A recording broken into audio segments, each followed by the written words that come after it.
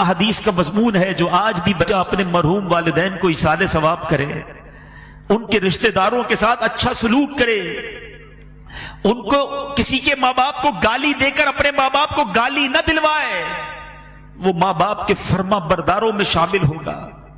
لوگ اپنے ماں باپ کو گالیاں دلواتے ہیں، کیسے؟ صحابہ نے کہا حضور اپنے ماں باپ کو کون گالی دے سکتا ہے؟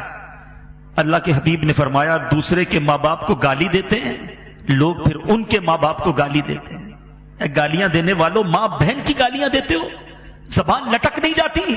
اس لیے دی اللہ نے زبان، اور پھر سامنے سے کیا ہوتا ہے؟ تمہاری ماں، تمہاری بہنوں، تمہارے والد کو گالیاں پڑتی ہیں، اچھا لگتا ہے؟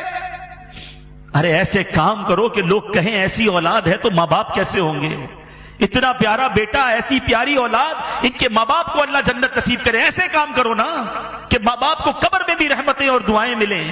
اگر آج کوئی چاہتا ہے کہ اپنے ماں باپ کی روح کو خوش کر لے، خوب ایصال ثواب کر، نفل نماز پڑھے تو ماں باپ کے نام پر ثواب بھیج دے، ذکر و اذکار کرے۔ ماں باپ کی بارگاہ میں نامہ اعمال پیش ہوتے ہیں، یاد رکھنا، گناہ نہ کیا کرو۔ ہمارے گناہ جب ماں باپ کے پاس جاتے ہیں تو ماں باپ غمگین ہو جاتے ہیں۔ خوش نصیب ہے وہ ماں باپ جن کی اولاد نمازی ہے، عبادت گزار ہے، دین کا کام کرنے والے، صدقہ خیرات کرنے والے ہیں۔ جب ان کے پاس بچوں کے اعمال جاتے ہیں تو قبر میں خوش ہو جاتے ہیں۔ ابھی بھی دکھ پہنچاتے ہیں ماں باپ کو۔ سوچے وہ بچے جو آج فلمیں، ڈرامے، گانے، باجے، شراب، جوا، حرام، بدکاریاں، بے حیائیاں، نامحرم لڑکوں کی دوستیاں، یہ ساری چیزیں ماں باپ کو جب قبر میں پہنچیں گی، زندگی میں بھی خدمت نہ کی اور مرنے کے بعد قبر میں بھی دکھی کیا۔ ارے انہیں راضی کرنا ہے تو ایسا کرو کہ روز ثواب پہنچے۔ میں مشورہ دیتا ہوں اللہ کی رحمت سے، جو بھی کہہ رہا ہوں یہ تحدیث نعمت اور جو بھی ہے یہ اپنی والدین ہی کی تربیت اور امیر اہل سنت کی تربیت کا صدقہ ہے۔ ہمارے پاس تو جو بھی ہے والدین کا ہے نا، یہ بھی ایک بات یاد رکھنا، جن کے ماں باپ حیات ہیں اور چلے جائیں، دونوں صورتوں میں ایک بات یاد رکھنا کہ آپ کے پاس اور میرے پاس جو کچھ ہے، پیسہ ہے، عزت ہے، شہرت ہے، مقام ہے، واٹ ایور، یہ سب کچھ ماں باپ کا ہے۔ کبھی ماں باپ کو یہ نہیں کہنا یہ میرا ہے، آپ کا ہے، میں نے کمائے ہیں، یہ میں نے گھر بنایا ہے، ابو آپ نے کیا دیا تھا؟ آپ تو غریب تھے، نوکری کرتے تھے، کاروبار میں نے کیا۔ اللہ اکبر! اگر یہی بچپن میں والد ہمیں ننگا روڈ پہ چھوڑ کے کہتا کپڑے خود لے کر آؤ، کدھر سے پہنتے لباس؟ ہم بغیر کپڑوں کے پیدا ہوئے، ماں باپ نے کپڑے پہنائے، ہمیں کھانا چاہیے تھا، نوالے کھلائے، چلنا نہیں آتا تھا، انگلی پکڑ کر چلایا، ارے استنجا نہیں کر سکتے تھے، ہمارے استنجا صاف کیے، ہم رات بھر روت کر ان کو جگاتے رہے، وہ جھولا دیتے رہے۔ سوچو نا، اچھا کہتے گھر دلا تو دیا، ملازم تو دے دیے، مہینے کے پیسے بھی تو بھجوا دیتا ہوں، اب اور کیا چاہیے؟ ارے ماں باپ کو یہ نہیں چاہیے، ماں باپ کو آپ چاہیے، ماں باپ کو بیٹا چاہیے، ماں باپ کو بیٹی چاہیے، اس کے دو میٹھے بول چاہیے، اس کا پیار چاہیے، اس کی محبت چاہیے۔ وہ پیسے کے لیے جیے کب تھے؟ اور اب اگر وہ چلے گئے نا تو یہ مت سمجھنا یہ پیسہ میرا ہے، خدا کی قسم، خدا کی قسم تمہارے پیسے کا نصیب ہے۔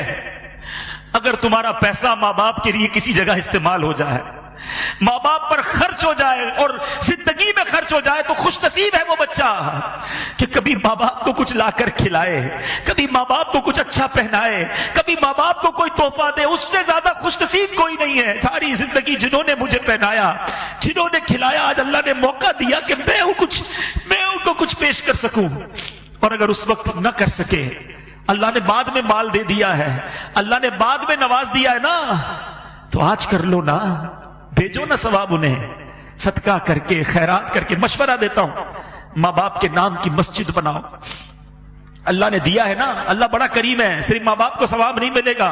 اللہ کے حبیب فرماتے ہیں جو اللہ کے لیے مسجد بناتا ہے اللہ اس کے لیے جنت میں گھر بناتا ہے۔ ماں باپ کو بھی ثواب ملے گا، تمہیں بھی جنت میں گھر مل جائے گا۔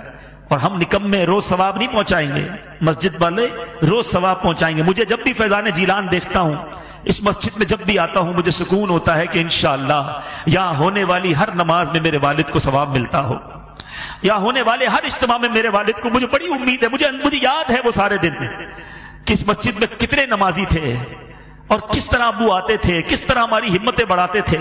مجھے ایک صاحب ملے، مرنے کے بعد بہت ساری باتیں پتہ چلتی، اسلم ڈیڈی ماشاءاللہ اس مسجد میں، وہ بھی ہمارے بہت اچھے ساتھیوں میں سے تھے، آج کل فیصلہ آباد میں ہیں۔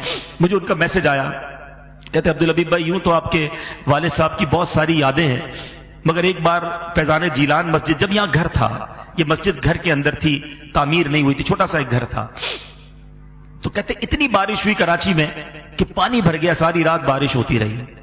کہتے میں بڑی کوشش کر کے پانی میں سمجھ لیں گاڑی بھی میری ڈوبنے لگی، بڑی مشکل سے، گھر تھوڑا دور تھا ان کا، میں فجر کی نماز کے لیے یہاں پہنچا، میں تھا، میرا ایک بیٹا ساتھ تھا یا 2 بچے ساتھ تھے.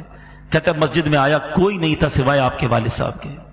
یہ اب بتایا انہوں نے والد صاحب کے انتقال کے، بولا اکیلے آپ کے والد صاحب بیٹھے تھے اور انتظار کر رہے تھے کوئی نمازی آ جائے تو ہم جماعت سے فجر ادا کر لیں. تو اللہ تعالیٰ ان کو جنت الفردوس میں اعلیٰ مقام عطا. ابو کی تو اب یادیں ہی رہ گئی، مگر اب میں یہ چاہتا ہوں، ہماری تو وہ دولت چلی گئی. جس کے پاس ہے قدر کر لو، دعائیں لے لو. صلو علی الحبیب صلی اللہ تعالی علی محمد. مجھے اپنی اور ساری دنیا کے لوگوں کی اصلاح کی کوشش کرنی ہے.